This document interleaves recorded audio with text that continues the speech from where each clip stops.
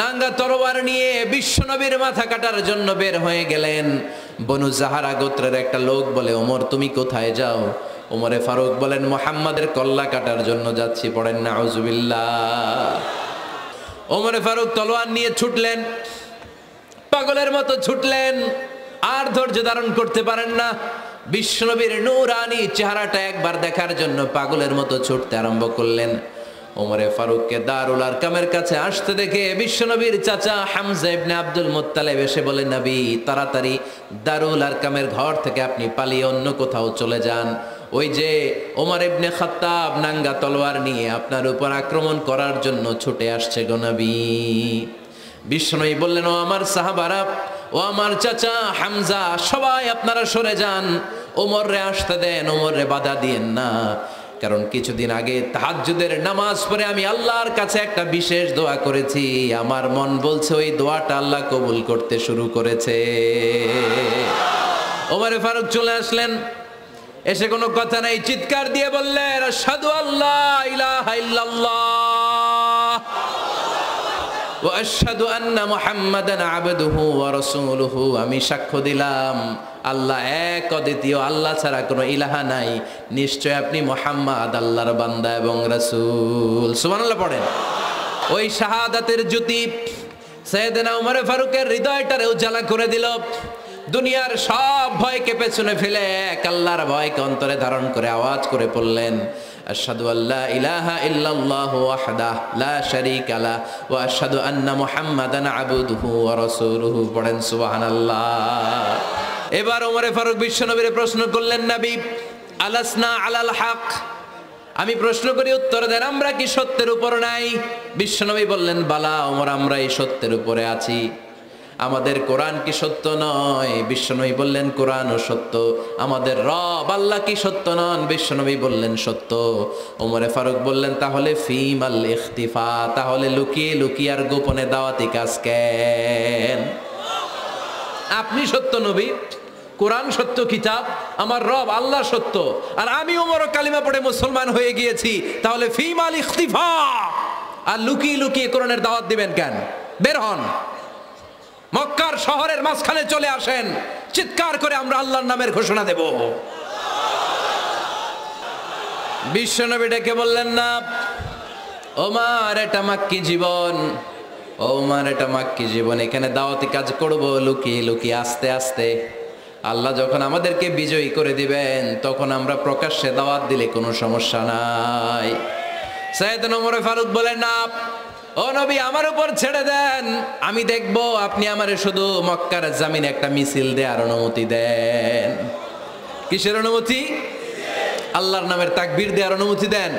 বিশ্বনবী বললেন, ঠিক আছে, সাবধানে তাকবীর দিও। ওমর ফারুক সামনে দাঁড়িয়ে বললেন, মান আরাদা আন তাসকুলা উম্মু ইয়াতামা ওয়ালাদু তারমিলা যাওজাতুহু ফালিয়াসুদ্দানি। কে আছো? মান আরাদা আন তাসকুলা উম্মু, কে আছো মায়ের বুক খালি করতে চাও? ইয়াতামা ওয়ালাদু, কে আছো বাচ্চাগুলারে, সন্তানগুলারে ইয়াতিম বানাতে চাও? তারমিলা যাওজাতুহু, কার এত বড় বুকের পাটা আছে দেখি, কে আছো স্ত্রীকে বিধবা বানাতে চাও? বুকের পাটা থাকলে আমি ওমরে থামাও, যদি সাহস থাকে আমি ওমরের মিছিল থামাও। ওমর ফারুক শুরু করলেন, আল্লাহু আকবার, আল্লাহু আকবার, আল্লাহু আকবার। স্লোগান দিতে দিতে সাইয়েদনা ওমর ফারুক কাবার গিলাফ যে স্পর্শ করলেন, ওমর ফারুকের এই স্লোগান কেউ থামাতে পারে নাই। কিয়ামত পর্যন্ত এই আল্লাহর নামের স্লোগান কেউ থামাতে পারবে না। চিল্লায় বলো ঠিক কিনা? আজকে আমরা সাইয়েদনা ওমর ফারুকের জীবনী থেকে কিছু শিক্ষা আমাদের নিজেদের জন্য নিয়ে আমরা বাড়িতে ফিরবো। আল্লাহ তাআলা তিনটা ইমানি ধাক্কা ওনার হৃদয়ে দিয়ে ওনাকে ইসলামের জন্য কবুল করে নিয়েছেন। কয়টা ধাক্কা? এক নম্বর ধাক্কা হচ্ছে বিশ্বনবীর দোয়ার ধাক্কা। দোয়ার একটা ধাক্কা আছে না নাই? এটা বড় ধাক্কা, এটা ব্যালিস্টিক ক্ষেপণাস্ত্রের চেয়েও কড়া, মারাত্মক। মিসাইল হামলা করলে যেমনি লক্ষ্যবস্তু ভেদ করে, দোয়ার মতো দোয়া করলো, দোয়া যে লক্ষ্যবস্তুতে আঘাত হানে, ঠিক কিনা? বিশ্বনবী দোয়া করলেন, আল্লাহুম্মা আইজ্জাল ইসলাম বিহাব্বির রাজুলাইনি ইলাইক। আল্লাহ, এই মক্কার দুইজন লোকের একজনকে তুমি কালিমার সুশীতল ছায়াতলে এনে দাও। দুইজন লাগবে না, কয়জন লাগবে? একজন। কারণ যুগ জামানা পাল্টে দিতে চাই না অনেকজন, এক মানুষই আনতে পারে জাতির জাগরণ। এক মানুষই বিপদকালে বাঁচায় কাফেলায়, ক্ষুদ্র ডিঙ্গি বাঁচায় জাহাজ অসীম দরিয়ায়। এজন্য জামানা পাল্টে দিতে লাগে কয়জন? এজন্য বিশ্বনবী আল্লাহর কাছে দোয়া করলেন, আল্লাহ মক্কার দুজনের একজন, দুজন চাই না, দুজনের যে কোনো একজনকে কালিমার সুশীতল ছায়া তুলে এনে দাও। এক হলো ওমর ইবনুল খাত্তাব, হয়তো খাত্তাবের বেটা ওমরকে তুমি ইসলামের ভেতরে নিয়ে আসো, কিংবা আবি জাহাল ইবনে হিশাম, হিশামের বেটা আবু জাহেলকে তুমি মুসলমান বানায়া দাও। দুইজন চাইছেন নাকি একজন?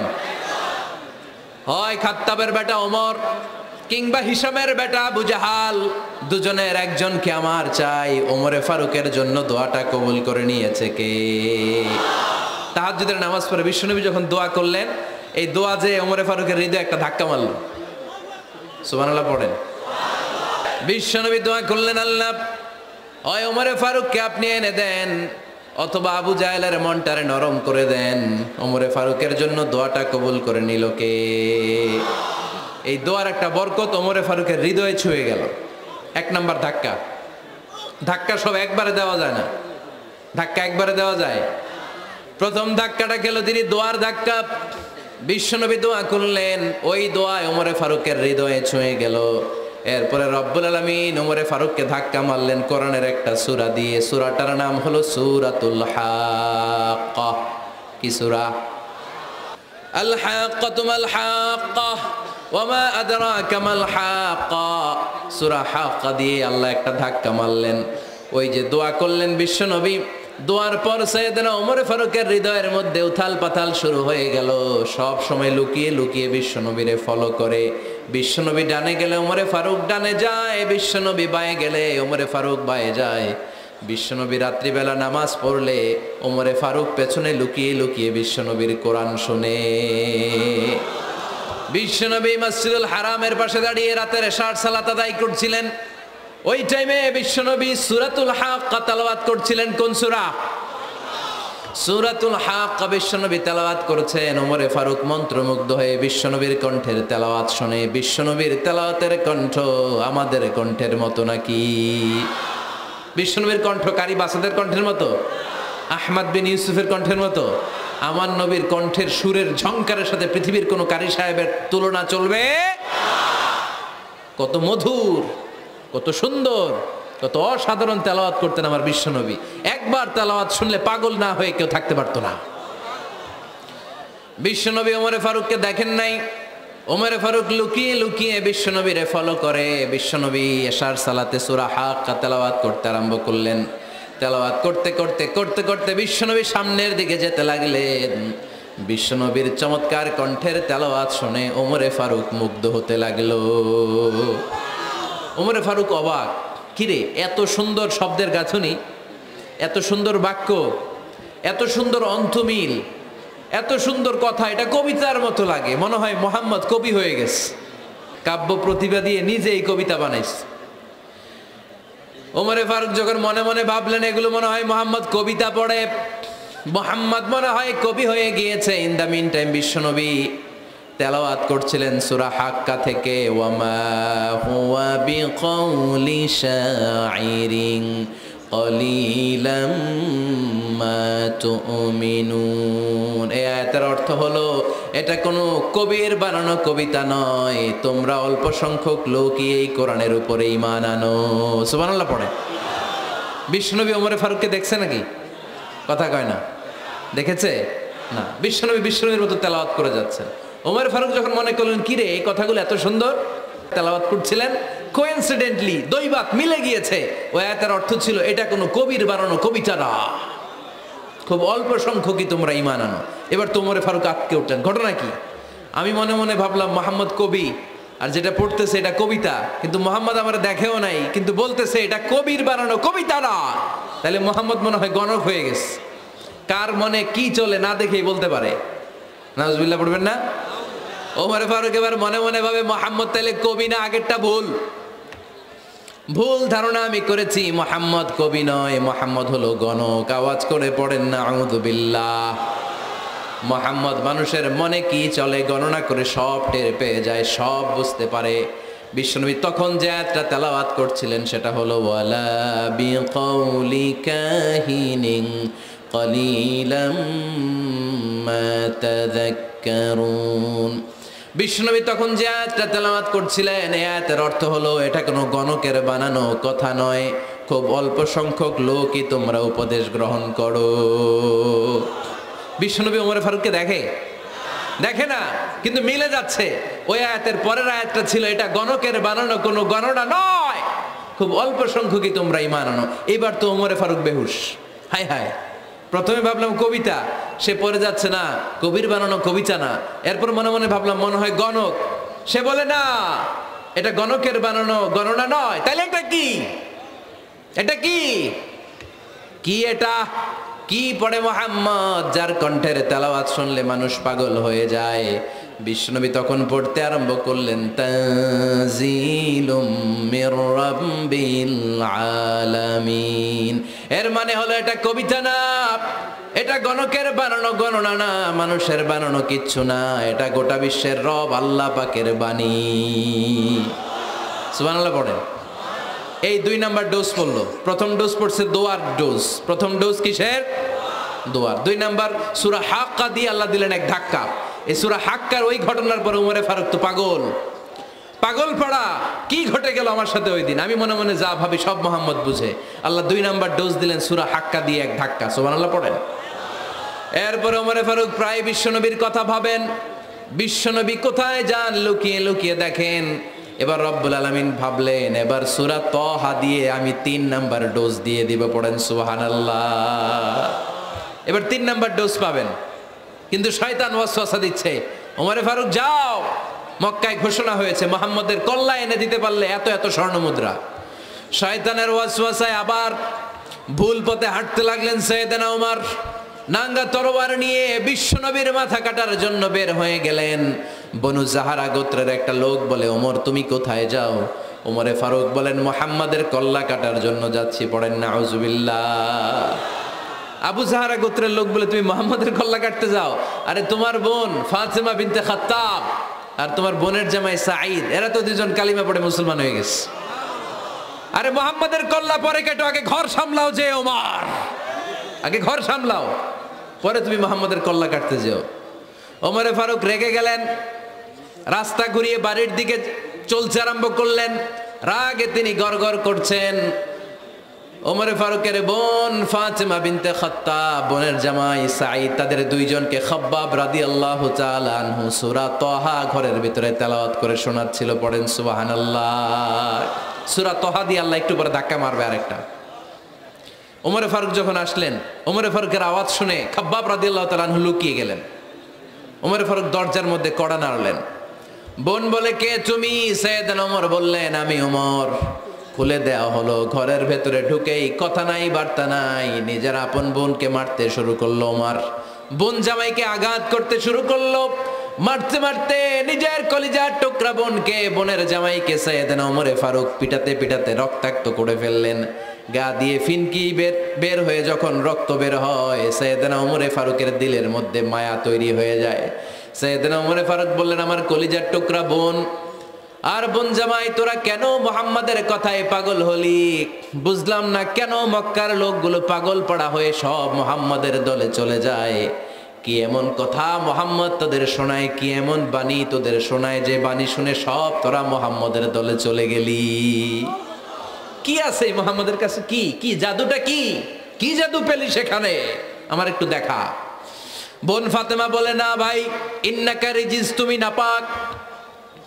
লা ইয়ামাসসুহু ইল্লাল মুতাহহারুন, পাক পবিত্র না হয়ে আল্লাহর এই কালামে স্পর্শ করা যায় নাকি? আওয়াজ করে বলেন স্পর্শ করা যায়? ভাই তুমি গোসল করে আসো, তাহলে তোমার হাতে তুলে দিব, তুমি পড়লেই বুঝতে পারবা কি আছে আল্লাহর এই কোরআনে। সুবহানাল্লাহ পড়েন। সাইয়েদনা ওমর ফারুক গোসল করে আসলেন। বোন এবার সূরা তাহা চামড়ার মধ্যে সূরাতু তাহার কিছু অংশ লিখে খাব্বাব রাদিয়াল্লাহু তাআলা আনহু লুকিয়েছিলেন। ওনার হাত থেকে সূরা তাহার অংশটা নিয়ে সাইয়েদনা ওমরে ফারুকের বোন ওমরে ফারুকের হাতে দিয়ে বলল ভাই তুমি আসার আগে এই অংশটা সবাই মিলে তেলাওয়াত করছিলাম। ওমরে ফারুকের হৃদয়টা তখন একেবারে নরম, কারণ আগে ধাক্কা খাইছে কয়টা, এবার দিবে সূরা তহার ধাক্কা।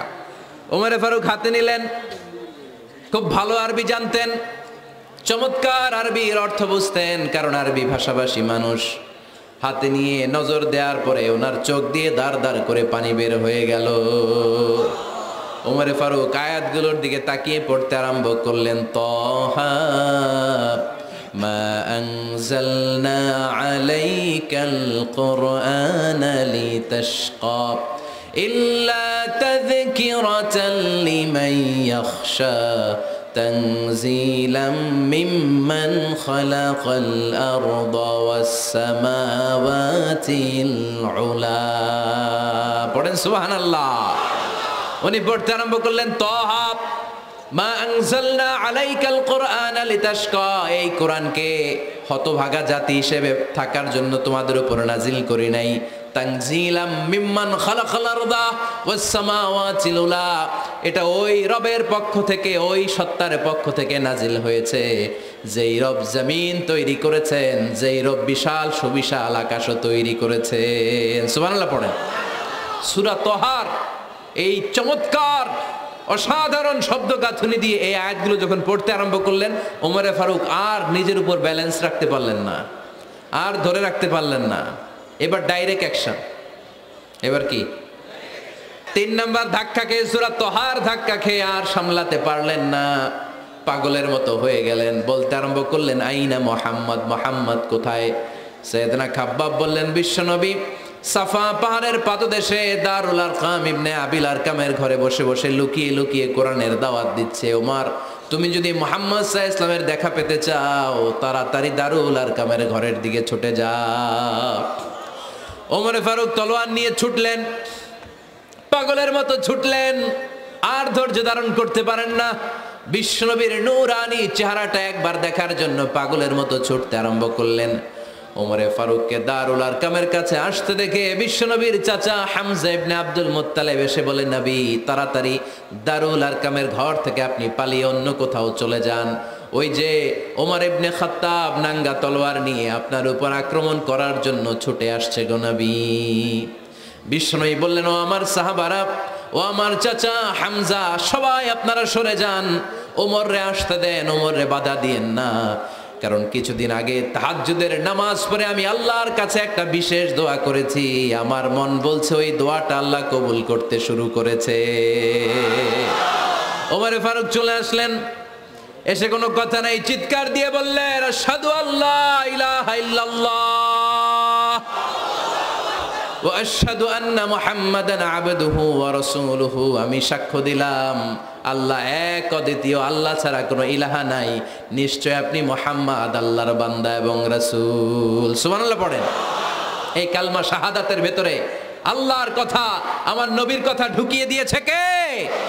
ঝিনুকের ভেতর লুকিয়ে থাকে যেমন মতি, ঝিনুকের ভেতর লুকিয়ে থাকে যেমন মতি, কালমা শাহাদাতে আছে আল্লাহর জ্যোতি, কালমা শাহাদাতে আছে আল্লাহর জ্যোতি। পড়েন, ঝিনুকের ভেতর লুকিয়ে থাকে যেমন মতি, ঝিনুকের ভেতর লুকিয়ে থাকে যেমন মতি, কালমা শাহাদাতে আছে আল্লাহর জ্যোতি, কালমা শাহাদাতে আছে আল্লাহর জ্যোতি। পড়েন আল্লাহু আকবার। ওই শাহাদাতের জ্যোতি সাইয়েদনা ওমর ফারুকের হৃদয়টারে উজালা করে দিল। দুনিয়ার সব ভয়কে পেছনে ফেলে এক আল্লাহর ভয়কে অন্তরে ধারণ করে আওয়াজ করে পড়লেন, আশহাদু আল্লা ইলাহা ইল্লাল্লাহু ওয়াহদাহু লা শারীকা লাহু ওয়া আশহাদু আন্না মুহাম্মাদান আবদুহু ওয়া রাসূলুহু। পড়েন সুবহানাল্লাহ। 3টা ধাক্কা। প্রথম ধাক্কাটা দোয়া, দ্বিতীয় ধাক্কা হাক্কা, তৃতীয় ধাক্কা সূরা তহা। 3টা ধাক্কার মাধ্যমে সাইয়েদনা ওমর ফারুককে মুসলমানদের লিডার বানায় দিল কে? ওমর ফারুক কালিমা পড়ে মুসলমান হয়ে গেছে। মুসলিম সাহাবাদের মধ্যে আনন্দের বন্যা বয়ে গেল। বিশ্বনবী খুশি হয়ে গেলেন, আল্লাহ শুকরিয়া করলেন, আল্লাহ তুমি আমার দোয়া ফিরিয়ে দাও নাই, আমি বলেছি দুজনের একজনকে চাই, তুমি ওমরে ফারুককে দান করেছো, পড়েন আলহামদুলিল্লাহ। এবার ওমরে ফারুক বিশ্বনবীরে প্রশ্ন করলেন, নবী আলাসনা আলাল হক, আমি প্রশ্ন করি উত্তর দেন, আমরা কি সত্যের উপর নাই? বিশ্বনবী বললেন, বালা ওমর, আমরা এই সত্যের উপরে আছি। আমাদের কোরআন কি সত্য নয়? বিশ্বনবী বললেন, কোরআনও সত্য। আমাদের রব আল্লাহ কি সত্য নন? বিশ্বনবী বললেন, সত্য।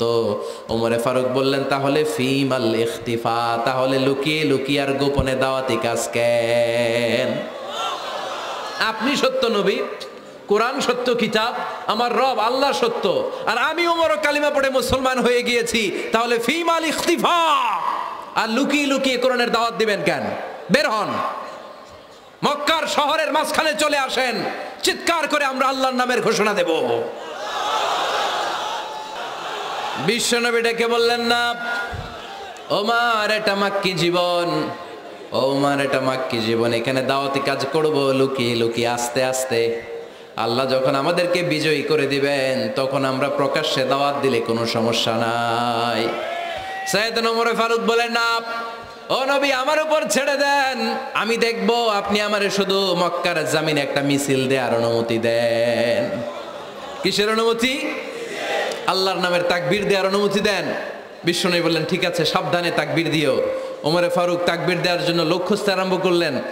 মুসলিম 11 জন সাহাবাকে খুঁজে পেলেন। কয়জন? ওমরে ফারুক বললেন, 11 জনই চলবে। 11 জনকে 2 লাইন করলেন। কয় লাইন? পিছনে 6 জন, সামনে 5 জন। পিছনের লাইনের নেতা বানিয়ে দিলেন বিশ্বনবীর চাচা হামজা ইবনে আব্দুল মুত্তালিবকে। প্রথম লাইনের 5 জনের নেতৃত্ব দিতে আরম্ভ করলেন সাইয়েদনা ওমরে ফারুক নিজেই।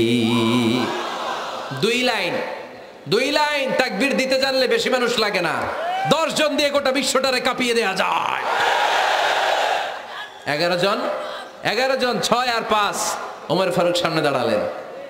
ওমর ফারুক সামনে দাঁড়িয়ে এবার আল্লাহর নামের স্লোগান দিবেন। ওমর ফারুক বললেন, আমরা খুব লম্বা চূড়া স্লোগান দিব না, খুব ছোট্ট, দারুল আরকামের ঘর থেকে কাবা ঘর পর্যন্ত, বাইতুল্লাহ পর্যন্ত, এতটুকু জায়গা আমরা তাকবীর দিতে দিতে সামনের দিকে এগোবো, পৃথিবীর কোনো শক্তি আমাদেরকে থামায় দিতে পারবে না। ওমর ফারুক তখন 1 বাক্যের একটা ভাষণ দিলেন। কয় বাক্যের? ওমর ফারুক সামনে দাঁড়িয়ে বললেন, মান আরাদা আন তাসকুলা উম্মু ইয়াতামা ওয়ালাদু তারমিলা যাওজাতুহু ফালিয়াসুদ্দানি। কে আছো? মান আরাদা আন তাসকুলা উম্মু, কে আছো মায়ের বুক খালি করতে চাও? ইয়াতামা ওয়ালাদু, কে আছো বাচ্চাগুলারে, সন্তানগুলারে ইতিম বানাতে চাও? তারমিলা যাওজাতুহু, কার এত বড় বুকের পাটা আছে দেখি, কে আছো স্ত্রীকে বিধবা বানাতে চাও? বুকের পাটা থাকলে আমি উমরে থামাও, যদি সাহস থাকে আমি উমরের মিছিল থামাও। ওমর ফারুক শুরু করলেন, আল্লাহু আকবার, আল্লাহু আকবার, আল্লাহু আকবার। স্লোগান দিতে দিতে সাইয়েদনা ওমর ফারুক কাবার গিলাফ যে স্পর্শ করলেন, ওমর ফারুকের এই স্লোগান কেউ থামাতে পারে নাই। কিয়ামত পর্যন্ত এই আল্লাহর নামের স্লোগান কেউ থামাতে পারবে না। চিল্লায় বলো ঠিক কিনা?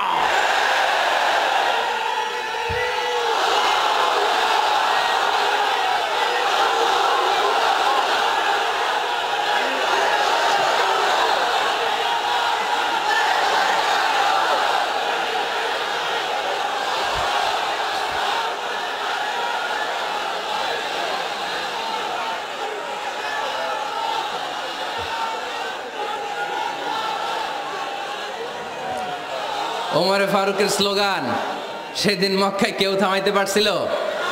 আওয়াজ করে বলতে পারছিল?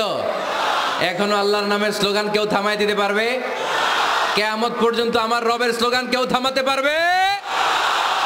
পারবে না। ওমর ফারুক স্লোগান দিলেন। আবু জাহেল, উতবা, শাইবা, ওয়ালিদ ইবনে মুগীরা আল্লাহু আকবার ধ্বনি শুনে বাইরে আসছে। কিরে এত বড় স্লোগান, আমাদের কাছ থেকে পারমিশন নেয় নাই, অনুমতি নেয় নাই। অনুমতি নেওয়া ছাড়াই স্লোগান শুরু। বের হয়ে দেখে মিছিলের সামনে ওমর। ওমরে ফারুককে দেখে আবু জাহেল দিছে 1 দৌড়, উতবা দিছে আরেক দৌড়, সাইবা দিছে বহু দৌড়। সুবহানাল্লাহ পড়বেন না? এজন্য ওমর বেশি লাগে না, ওমর লাগে 1 জন। চিল্লায় বলতে হবে, ওমরে ফারুক লাগে কয়জন? 1 জন। ওমরই গোটা বিশ্বের চেহারা পাল্টে দিতে সক্ষম। চিল্লায় বলেন ঠিক কিনা?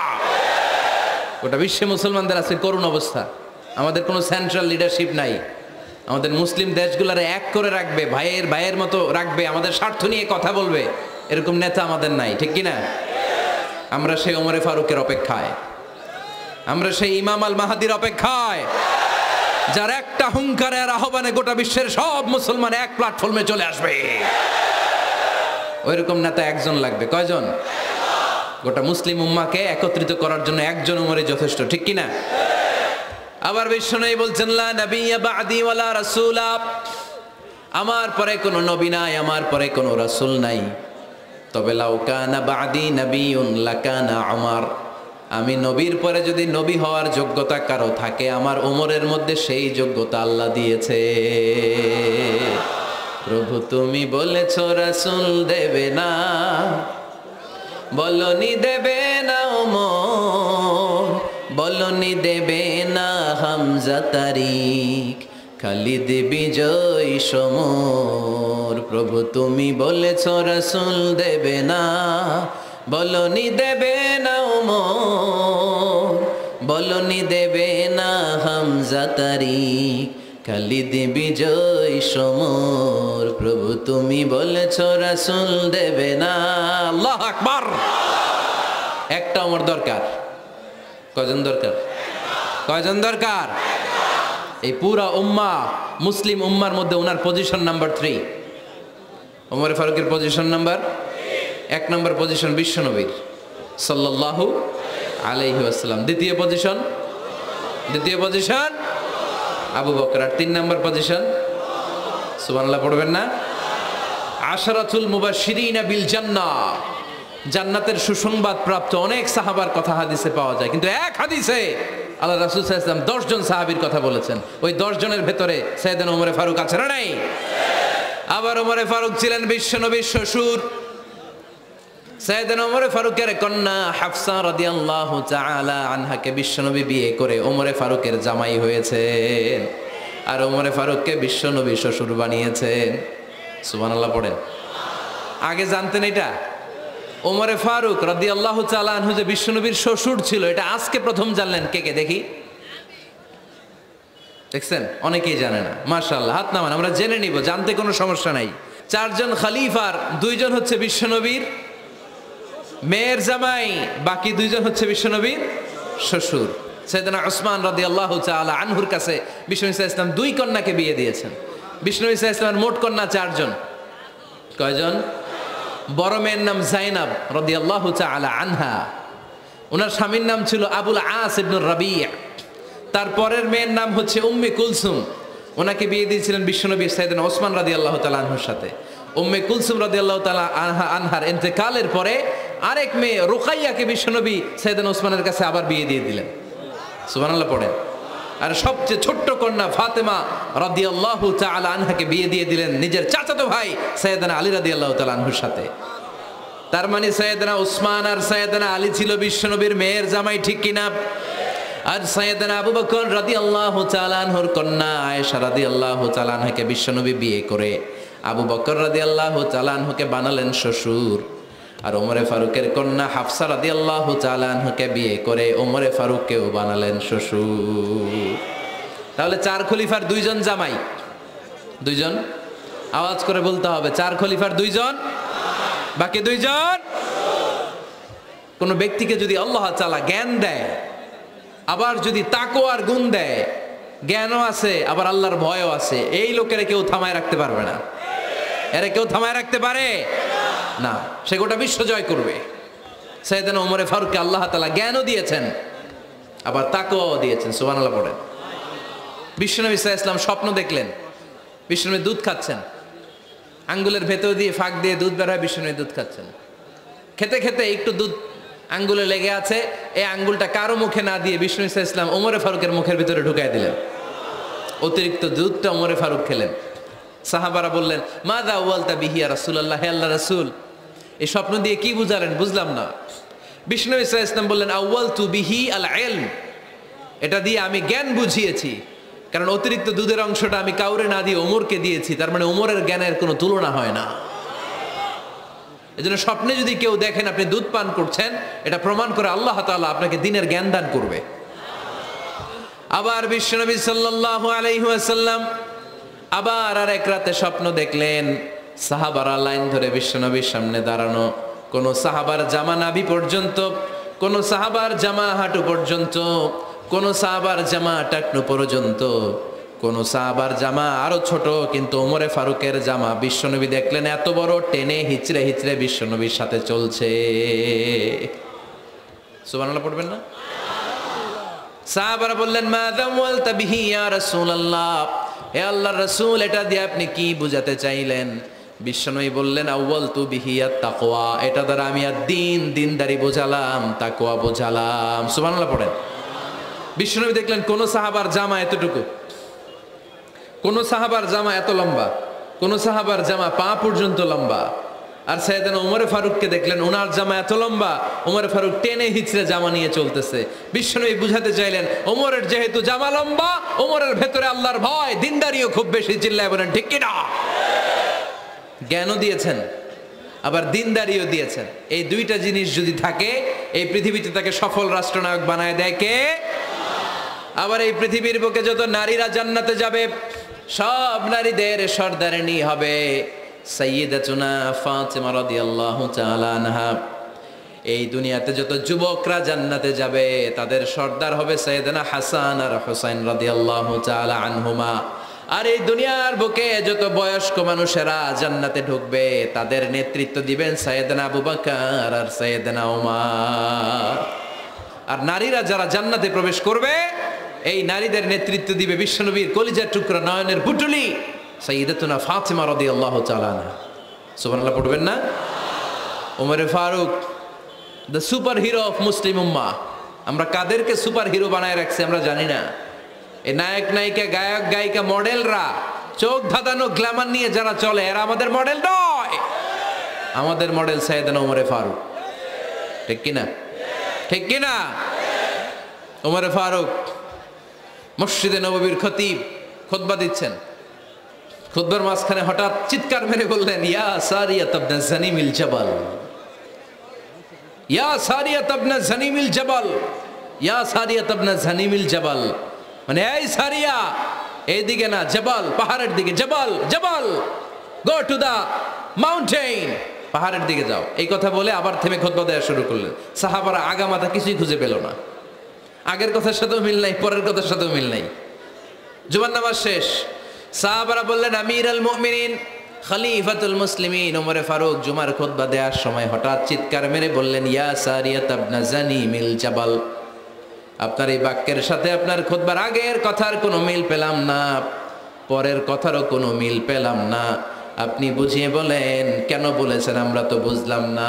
সাইয়েদনা ওমরে ফারুক বলেন আমি যখন জুমার খুতবা দিচ্ছি হঠাৎ আমার চোখের মধ্যে ভেসে উঠলো ওই যে গত কয়েক মাস আগে আমি আমার মুসলিম সেনাপতিকে ইরানে পারস্যে ওই ইরানের বিশাল রাজ্যে যুদ্ধের জন্য পাঠিয়েছি। আমি দেখলাম যুদ্ধের একটা ভয়ঙ্কর মুহূর্তে আমার মুসলিম সেনাপতি ভুল দিকে চলতে আরম্ভ করেছে। বাম দিকে তার পাহাড়, ডান দিকে উপত্যকা।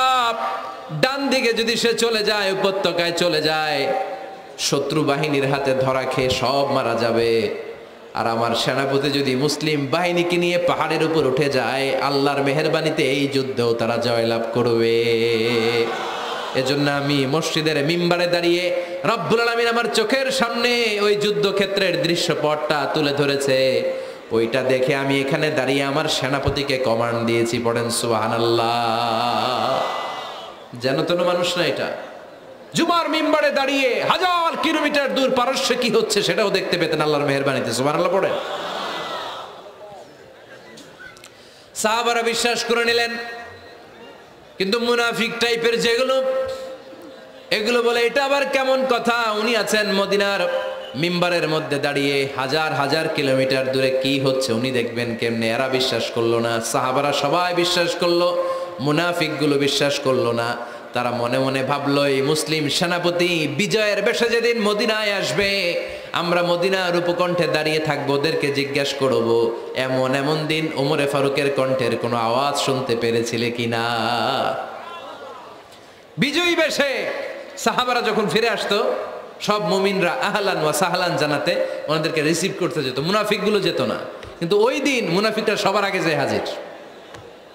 মুসলিম সেনাপতি যখন ঢুকলো জিজ্ঞেস করলো মুসলিম সেনাপতি, এত দিন আগের কথা, জুমার দিন দুপুরবেলা যুদ্ধক্ষেত্রে হঠাৎ করে আমিরুল মুমিনিনের কোনো কথা তুমি তোমার কান দিয়ে শুনতে পেরেছিলে কিনা বলো। সেনাপতি বলল, তোমরা কেমন করে বুঝলা, কেমন করে তোমরা জানলা? তোমরা ঠিকই জেনেছো, ঠিকই ধরেছো, ঠিকই বলেছো। যুদ্ধের কঠিন মুহূর্তে ভুল করে আমি উপত্যকার দিকে মুসলিম বাহিনীকে নিয়ে ছুটতে আরম্ভ করেছিলাম। হঠাৎ করে আমিরুল মুমিনিনের একটা কণ্ঠ আমার কানের ভেতরে ভেসে আসলো। আমি শুনতে পেলাম, ইয়া সারিয়া তাবনা জানিমিল জাবাল, ডান দিকে উপত্যকার দিকে যেও না, তাড়াতাড়ি বাম দিকে পাহাড়ের উপর চড়ে যাও। শুনেছি আমি, আমার নিজ কানে শুনেছি। তোমরা কি করে জানলে? আমি নিজে শুনেছি। সেদিন আমিরুল মুমিনিনের এই ইনস্ট্রাকশন, এই গাইডলাইন যদি আমরা ফলো করতে না পারতাম, শত্রু বাহিনীর হাতে আমরা কচু কাটা হতাম। আমাদের চেহারা, আমাদের আত্মীয় স্বজনরা তোমরা কেউ দেখতে পেতে না। পড়েন সুবহানাল্লাহ। This is our super hero. এভাবে গাইডলাইন দিয়েছেন উম্মাকে, এভাবে ইনস্ট্রাকশন দিয়েছেন। মুসলিম ইতিহাসে প্রথম চিফ জাস্টিস আবু বকর রাদিয়াল্লাহু তাআলা আনহু যখন খলিফা, চিফ জাস্টিস বানাই দিয়েছেন ওমরে ফারুককে। সর্বপ্রথম কোরআন সংকলনের পরামর্শ দিয়েছেন সাইয়েদনা ওমরে ফারুক। এই যে কোরআন 114 সূরা 30 পারা, আগে কি এরকম ছিল? কথা কন না কেন? আগে গাছের পাতায় লেখা ছিল, পশুর চামড়ায় লেখা ছিল, ওটের হাড্ডির মধ্যে লেখা ছিল কোরআন।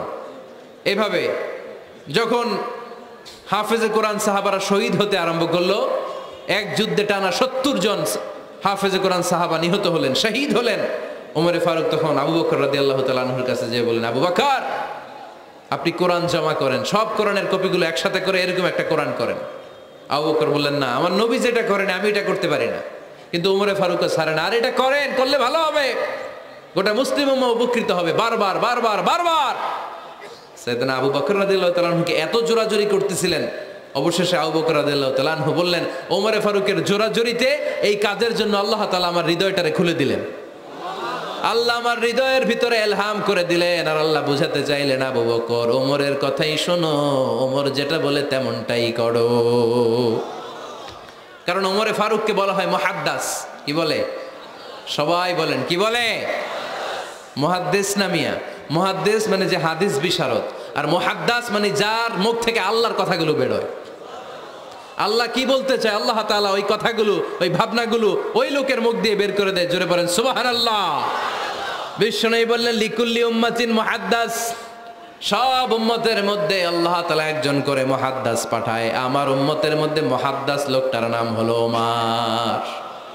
বিভিন্ন সময়ে ওমরে ফারুক যেমনটা ভাবতেন ঠিক তেমন কোরআনের আয়াত পাঠিয়েছে কে? মদিনার সবচেয়ে বড় মুনাফিকের নাম হচ্ছে আব্দুল্লাহ ইবনে উবাই ইবনে সালুল। নাম শুনছেন? মুনাফিক চিনেন তো আপনারা? ভিতরে এক, বাইরে আরেক। তার নাম সর্দার হচ্ছে আব্দুল্লাহ ইবনে উবাই ইবনে সালুল। ইন্তেকালের পরে তার ছেলে আব্দুল্লাহ এসে বলে, ইয়া রাসূলুল্লাহ, একটা চমৎকার ঘটনা, মনোযোগ দিয়ে শোনেন। ইয়া রাসূলুল্লাহ, আমার আব্বা আব্দুল্লাহ ইবনে উবাই ইবনে সালুল মুনাফিকদের লিডার, আপনিও জানেন আমিও জানি, কিন্তু আমার তো বাবা, আমার কি, আমার তো মায়া লাগে। ইয়া রাসূলুল্লাহ, আমার আব্বা ইন্তেকাল করেছে, আপনার গায়ের একটা জামা খুলে দেন। কি খুলে দেন? এই জামাটা দিয়ে আমার বাবারে দাফন দিব, আর আপনি যে আমার বাবার জানাজার নামাজের ইমামতি করবেন, আসেন। ওমরে ফারুক বললেন, না, আপনি যাবেন না। বিশ্বনবী দয়ার নবী, মায়ার নবী, রহমতের নবী, মায়া লেগে গেছে, আব্দুল্লাহর চোখের পানি দেখে যেতে আরম্ভ করলেন। ওমরে ফারুক বললেন, খবরদার, নবী যাবেন না। বিশ্বনবী যাওয়ার জন্য রওনা হলেন। ওমরে ফারুক বিশ্বনবীর জুব্বা টেনে ধরলেন। সুবহানাল্লাহ কোন? আমাদের দেশে হইলে কি বলতাম আমরা? বেয়াদবি করছে না? না, সম্পর্কটা এমন ছিল। ওমরে ফারুক জুব্বা টেনে ধরেছেন। যখন আল্লাহ আয়াত নাজিল করলেন, ইস্তাগফির লাহুম আও লা তাস্তাগফির লাহুম ওয়া ইন তাস্তাগফির লাহুম 70 মাররাতান ফালাই ইয়াগফিরুল্লাহু লাহুম। বিশ্বনবী ওমর ফারুককে সরিয়ে দিয়ে জুব্বাটা হেঁচকা টান মেরে জানাজার নামাজের ইমামতি করে আসলেন। আসার সাথে সাথে ওমরে ফারুকের পক্ষে আল্লাহ আয়াত নাজিল করলেন, নবী, ইস্তাগফির লাহুম আও লা তাস্তাগফির লাহুম, আপনি মুনাফিক সর্দারের জন্য ক্ষমা চান কিংবা নাচান, জুব্বা দেন কিংবা কাঁদেন, যাই করেন না কেন, 70 বার যদি এই মুনাফিক সরদারের জন্য আপনি ক্ষমা চান, আমি আল্লাহ আপনার এই দোয়া কবুল করব না। খবরদার, এটাই ফার্স্ট, এটাই লাস্ট। আর কোন মুনাফিকের জানাজা দিতে আপনি যাবেন না। ওমর ফারুকের পক্ষে করোনার আয়াত নাজিল করেছে কে? ওইরকম ওমর আমাদের কয়টা লাগবে? চিল্লায় বলতে হবে কয়টা? কারণ সাইয়েদনা ওমরে ফারুক আমাদের অনুপ্রেরণা, সাইয়েদনা আবু বকর আমাদের অনুপ্রেরণা, হামজা আমাদের অনুপ্রেরণা, সাইয়েদনা বেলাল ইবনে রবাহ আমাদের অনুপ্রেরণা। নায়ক নায়িকা, গায়ক গায়িকা আমাদের অনুপ্রেরণা নয়। এজন্য আমরা সাহাবীদের জীবনী পড়ব। রাজি আছেন?